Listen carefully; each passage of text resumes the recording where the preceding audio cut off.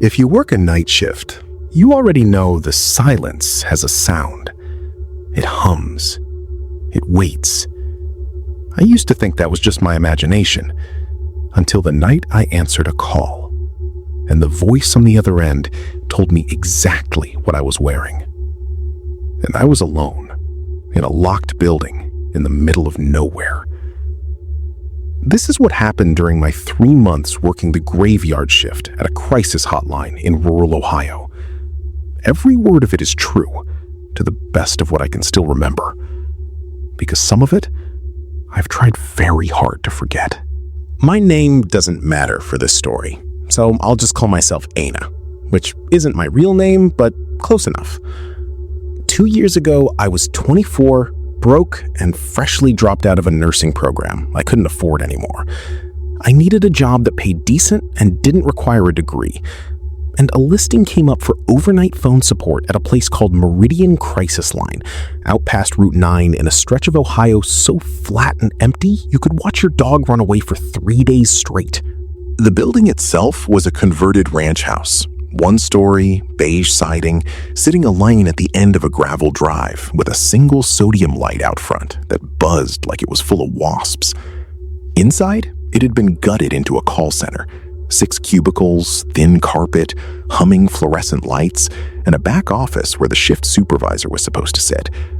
I say supposed to because on the overnight shift, there usually wasn't one. Budget cuts. It was just me and whoever else drew the short straw, answering calls from people at the worst moments of their lives. The training was 2 days long. They taught us the scripts, how to de-escalate, how to ask the safety questions, how to keep someone on the line until police or an ambulance could reach them. They also taught us the rule that I want you to remember for the rest of this story. Never give out identifying information about yourself.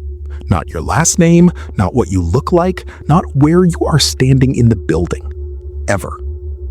My trainer, a tired-looking woman named Carol, who'd worked there 11 years, told me this rule existed because some of the callers get obsessive. I asked her if that had ever actually happened. She looked at me for a second too long and said, "Just follow the rule, hon," and changed the subject. I should have asked more questions. I didn't. The first 6 weeks were exactly what you'd expect. Long stretches of nothing, punctuated by calls that ranged from mildly concerning to genuinely gutting. You get good at compartmentalizing fast, or you quit. I got good at it. It was week 7 when the calls started. The first one came in around 2:40 in the morning. Caller ID showed unknown number, which wasn't unusual. A lot of our callers blocked their numbers. I answered with the standard greeting. "Meridian Crisis Line, this is Dana. I'm here to listen." There was breathing on the other end. Slow, even. Not panicked, not upset, just breathing. Like someone was waiting for me to say something first. "Are you safe right now?" I asked, following the script. A pause. Then a voice, male, flat, almost bored, said, "Are you?" I remember laughing a little because it sounded like a prank call, and we got those sometimes, usually from bored teenagers. "This line is for people who need support," I said. "If you're going through something, I'm happy to listen." "I know what you're wearing," he said. I froze. Outside, the gravel lot was empty except for my car. The blinds were drawn, like always, company policy, since we were in a building with no security guard and no locked gate. I looked down. Gray hoodie? Sweatpants? Nothing anyone should be able to guess about a random overnight caller. "That's an odd thing to say," I said, keeping my voice level even though my hands weren't. "Can you tell me what's going on tonight?" "Blue slippers," he said. "The ones with the hole by the left big toe." I looked down at my feet. Blue slippers. Hole by the left big toe. The line went dead. I told myself it was a coincidence. Statistically, someone guessing blue slippers wasn't impossible, but the hole in the left toe wasn't a guess. That was specific. That was something you'd have to see. I didn't tell my supervisor. I told myself I'd mention it at the next shift meeting, which was 4 days away.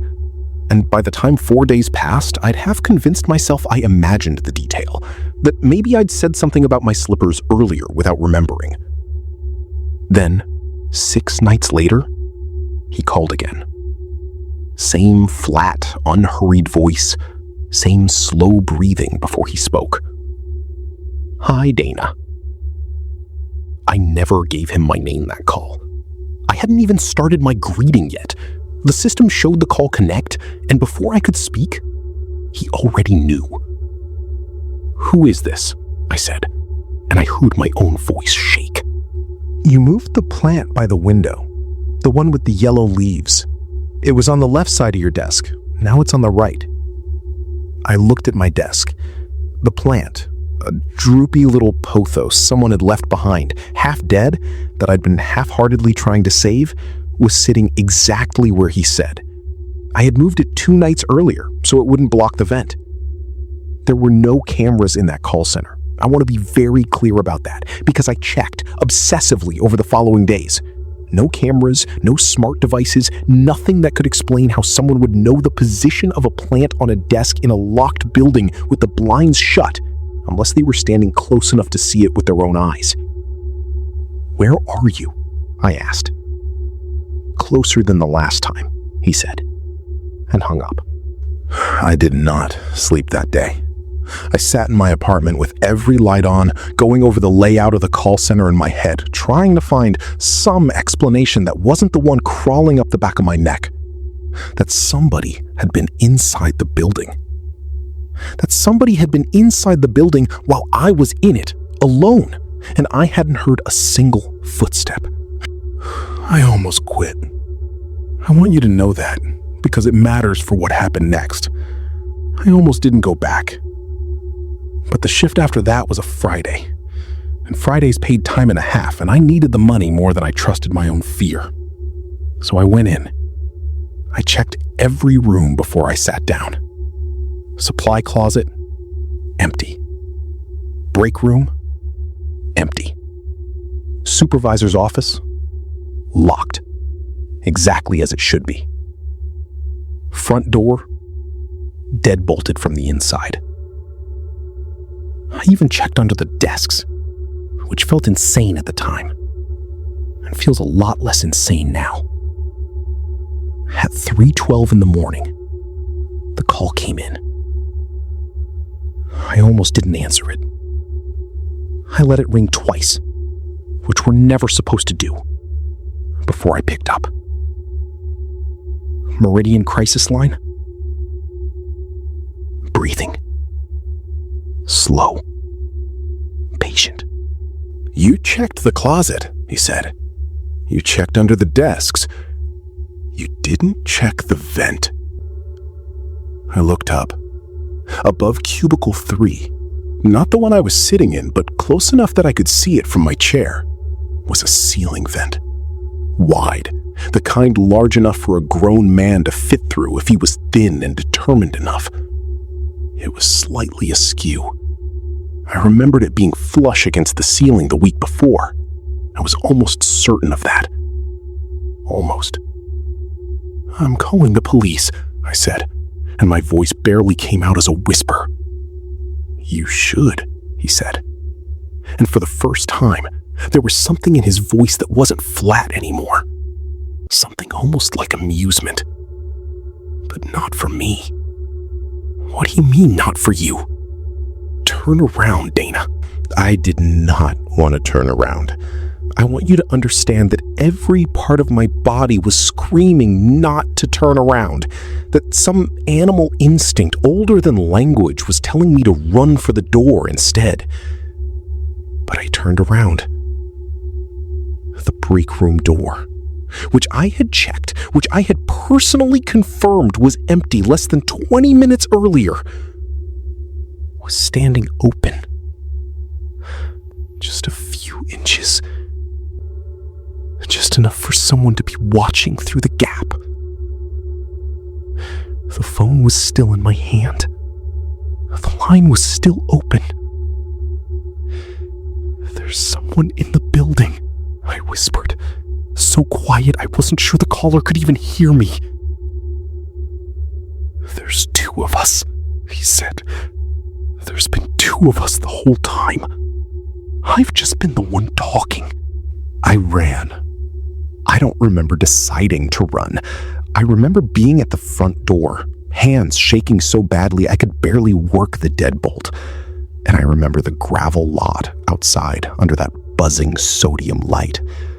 And I remember sitting in my car with the doors locked, calling 911 with a phone that felt like it weighed 40 pounds. The police searched the building, front to back, twice. The vent above cubicle 3 was open. They confirmed that, and confirmed it led into a crawl space that ran the length of the building, low enough to move through if you were small and patient. There was disturbed dust in that crawl space. Fresh, recent, consistent with someone having been inside it. They found no one. No forced entry, no other exit that showed signs of use. Nothing on the caller ID except an unknown number the phone company later told us couldn't be traced. A number that, according to their records, had never actually connected a call to our line at all. As far as the phone company was concerned, that call never happened. I quit 2 days later and never went back, not even to collect my last paycheck. Here's the detail I've never told anyone until this video, the one that still keeps me up some nights. When the police were walking me through the building afterward, one of the officers asked me to confirm which cubicle was mine for the report. I pointed to it. Third one from the door, the one I'd been sitting in the whole night. He frowned and checked his notes. "That's not what the call log shows," he said. The internal extension that answered that 3:12 a.m. call, it wasn't cubicle 3. It was cubicle 6. Cubicle 6 was the one at the very back of the room, the one closest to the crawl space vent, the one that had been sitting empty the entire time I worked there, because nobody wanted to sit that close to the vent that never quite sat flush against the ceiling. I was sitting in cubicle 3 that night. I know I was. I remember exactly where I was sitting.